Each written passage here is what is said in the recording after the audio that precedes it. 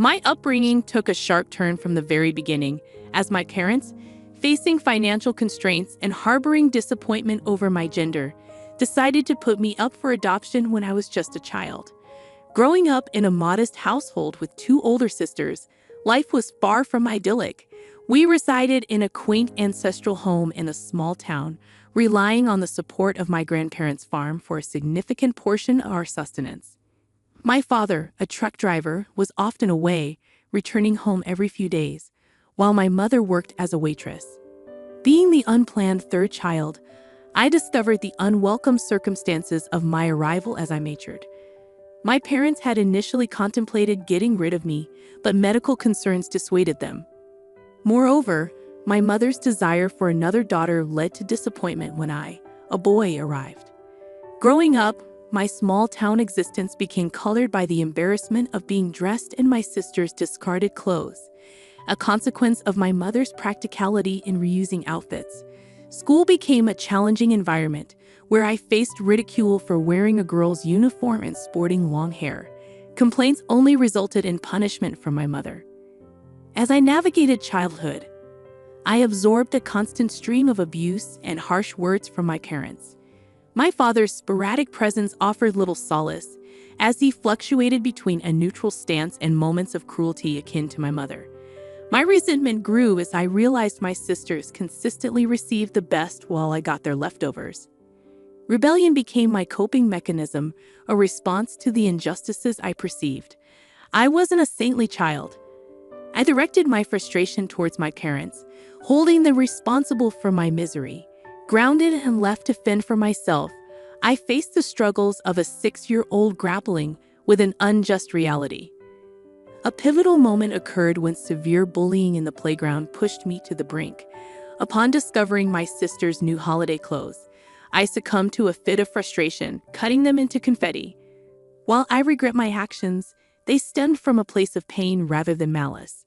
Instead of understanding my turmoil, my parents deemed it a sin deserving the harshest punishment. They decided to put me up for adoption. Despite waiting for a month, no one stepped forward to take me in. The frustration that followed was directed at me, reinforcing the narrative of my perceived worthlessness. In the midst of it all, I overheard my mother expressing how unwanted I was, further deepening the wounds of rejection. I often find myself pondering the wish that I had undergone a gender check, a step that might have spared me from being brought into a world where my parents harbored such intense hatred for me. It's disheartening to bear the weight of their disdain, especially for a reason beyond my control. After a considerable period with no takers for my adoption, my parents began discussing the situation with friends and relatives.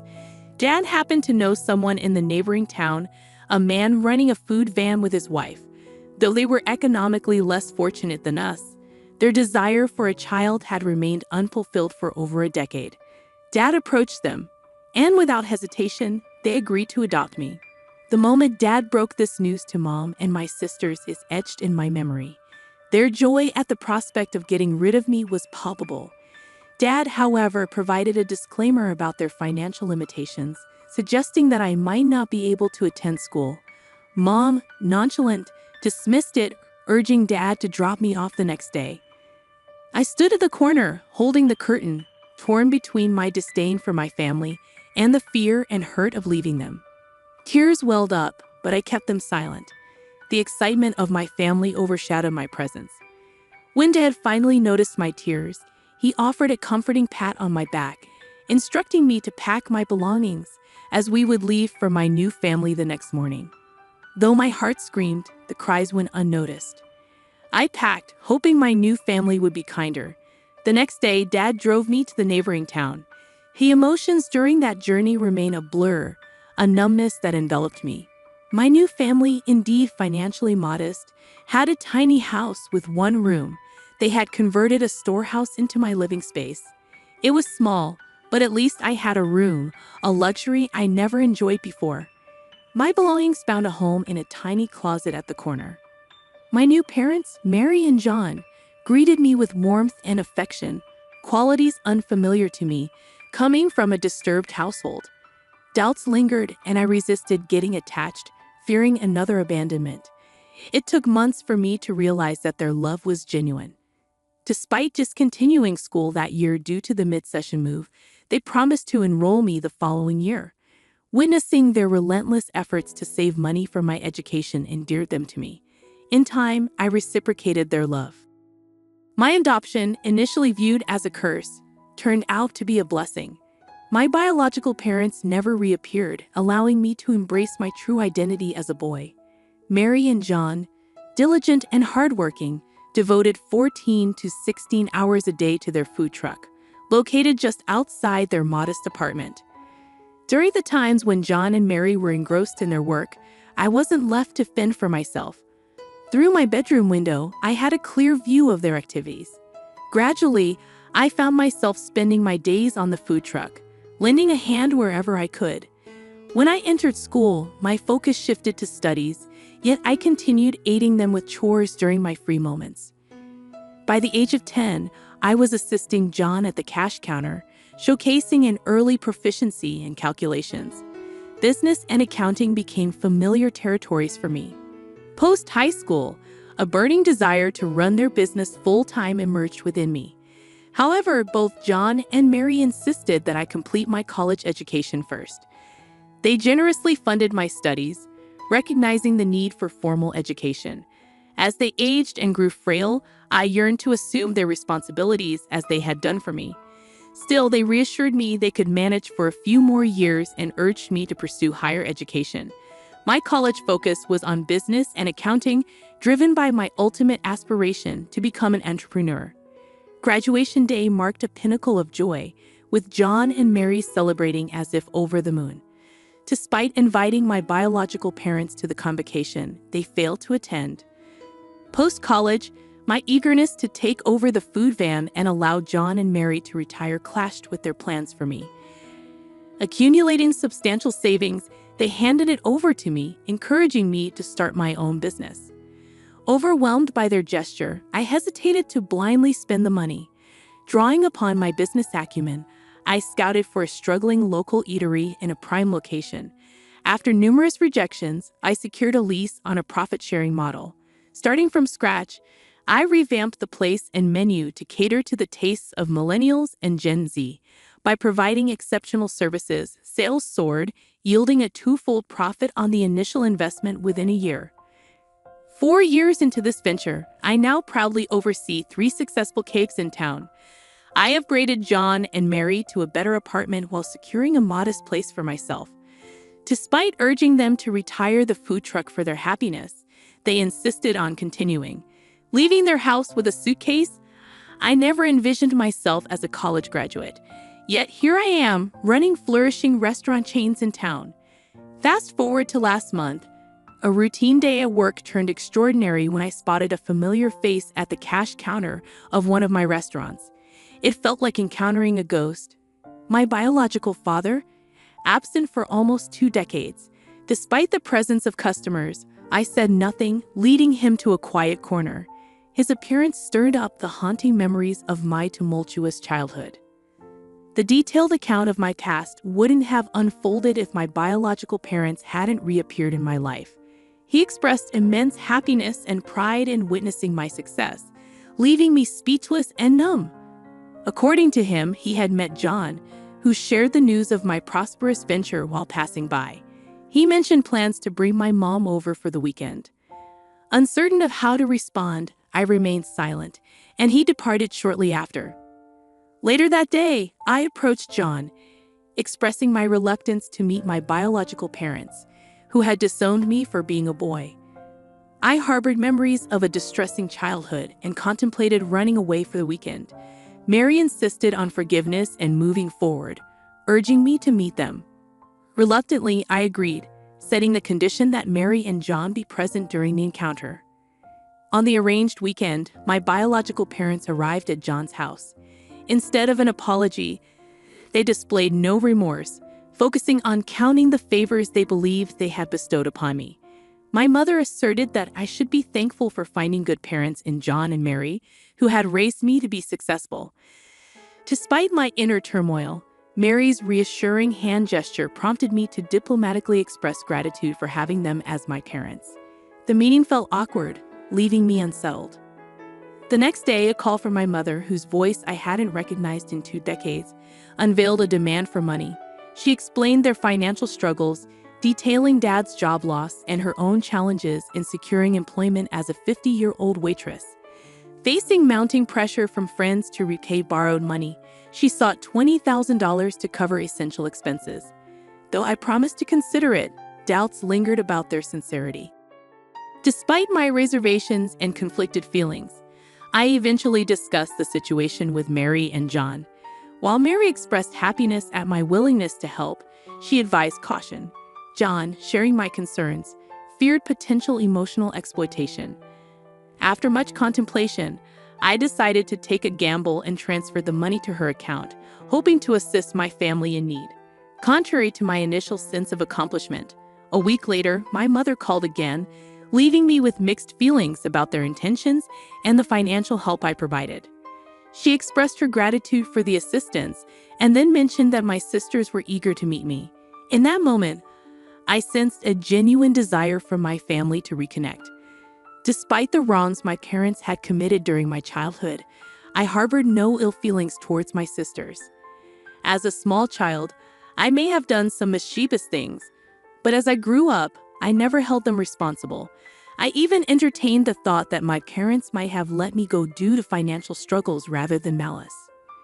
When Mom suggested meeting on the upcoming Sunday and I offered to drive home, she proposed an alternative, meeting somewhere outside. I agreed without dwelling too much on it. After the call, a sense of uneasiness lingered.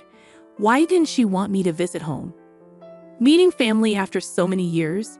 Wouldn't it be more natural to call them home instead of opting for a restaurant? Nevertheless, she sent me the details of the restaurant, and it turned out to be one of the fanciest in town. At that moment, my focus was on the fact that they didn't invite me home.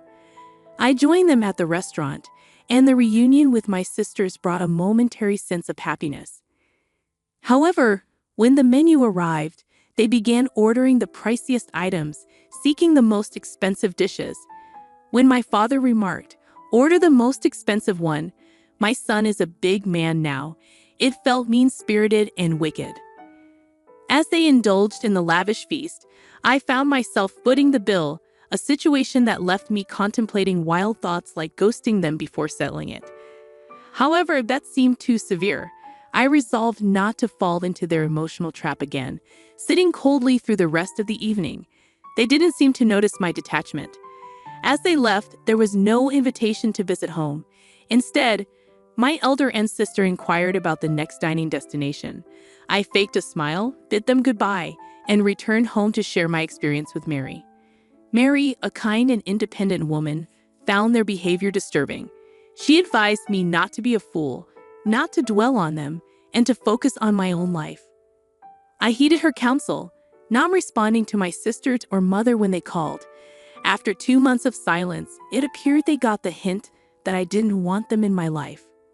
In the subsequent update, I acknowledged the support and shared my decision to stop responding to my sisters and biological parents, realizing they seemed interested only in money. However, after 5 months, my mother called again, attempting small talk that felt fake and insincere. When she eventually disclosed that my sisters had to drop out of college due to financial struggles and asked me to fund their education, I couldn't contain my frustration. Despite her plea for help, I remained firm in my decision to distance myself from their intentions. I was at work during that call and wanted to keep a clear head, so I decided to hang up. However, she persisted, calling again in the evening. Initially ignoring her calls, I realized that avoidance wasn't a solution.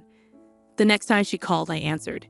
She immediately delved into discussing my sister's eagerness to rejoin college and inquired about my payment plan, whether in a lump sum or semester-wise.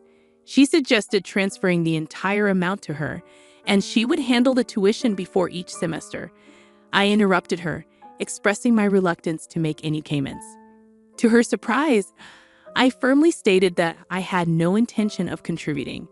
She inquired about the refusal, suggesting installment payments, but I reiterated my stance, emphasizing that my elder sister's education wasn't my responsibility, particularly given my parents' abandonment. I pointed out the opportunistic nature of their sudden interest in me due to my financial standing. This incited her anger, and she retorted that I owed them for bringing me into the world, asserting my duty to care for them. Although I had much to say, my words fell on deaf, narcissistic ears. I acknowledged my gratitude to my actual parents, John and Mary, who had earned the titles of mom and dad through their love and care. In contrast, my biological parents had no place in my life. They had discarded me at the age of 6. As she hurled abuses, I simply responded with the wrong number and hung up. Regardless of how I may be labeled, I refused to squander my hard-earned money on a so-called family that had abandoned me. Addressing a comment from the previous updates about calling John and Mary by their names instead of mom and dad, I clarified that I indeed refer to them as mom and dad. The usage of names in the narrative was for the sake of storytelling. John and Mary, my true parents, held a special place in my heart. As for my biological parents, they didn't exist for me. Moving on to the next story, I discovered my wife's infidelity with someone she met at a convention. We had shared a love for all things nerdy, bonded over gaming, anime, and conventions. However, despite our seemingly strong connection, I unearthed her betrayal and took decisive action. 5 years into our marriage, the foundation we had built on mutual interests and passion seemed solid. We both reveled in nerdy activities, from gaming to discussing the latest chapters of manga like Legend of Zelda and One Piece.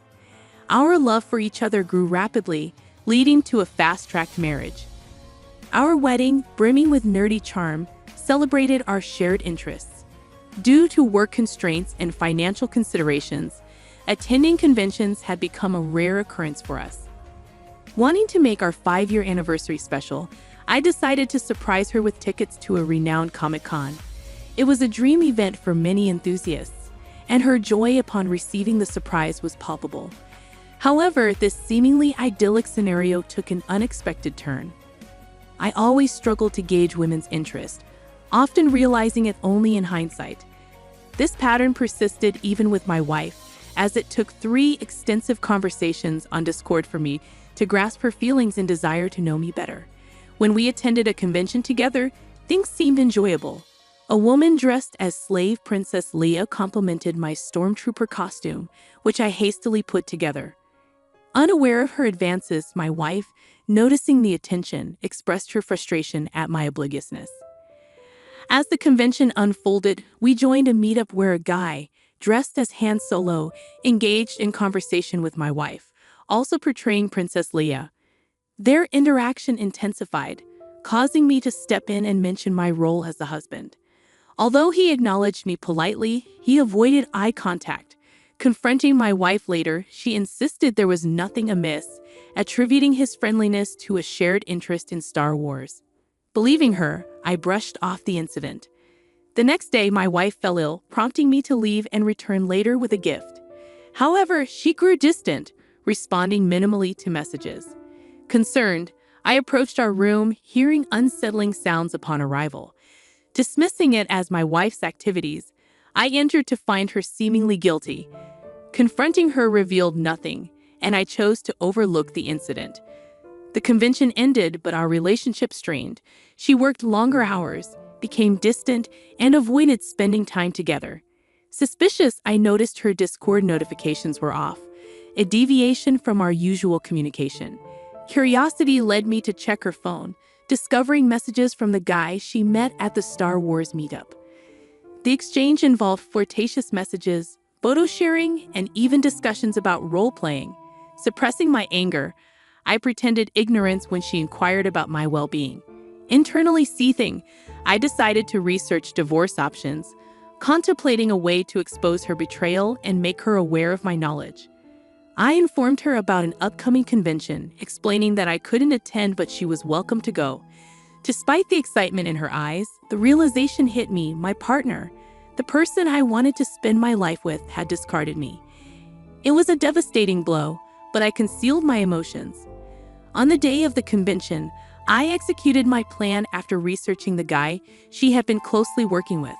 Wearing a mask to conceal my identity, I located them right in front of her favorite voice actors. Observing them closely, I watched as they got in line.